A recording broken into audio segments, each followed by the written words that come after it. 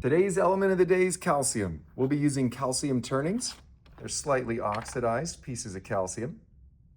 I'm going to add a little bit of phenolphthalein to them now. It's an indicator that turns fuchsia in the presence of a base. Now on the flask on the right, I'm going to add some water. And the flask on the left, I'm going to add some vinegar. What color will it turn when I add the vinegar?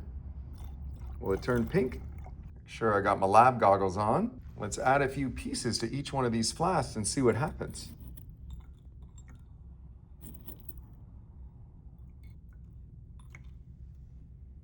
We can see the flask on the right immediately starts turning pink. That means that we have a base being produced. It's calcium hydroxide that's forming. And then we also see both flasks have some bubbles that are forming. That is hydrogen gas that's being produced there. And see if you can tell which one's producing a little bit faster hydrogen gas. Right now they look pretty similar to me. We'll see if we see a shift in a minute. Let's verify our hydrogen gas. Hydrogen gas is pretty flammable, so we'll see if we get a little pop. Ooh, that scared me. Let's try the other side. Ooh, wow. Let's try it again.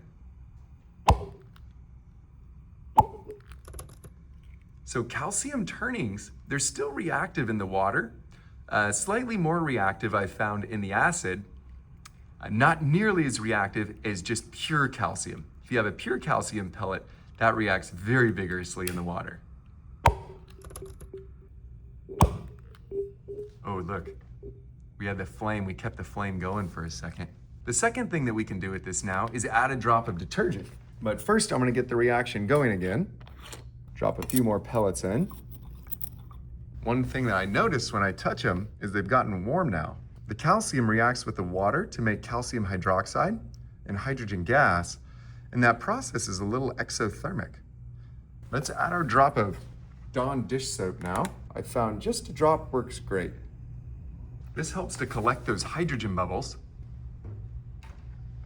Let's see if we can get those bubbles to pop.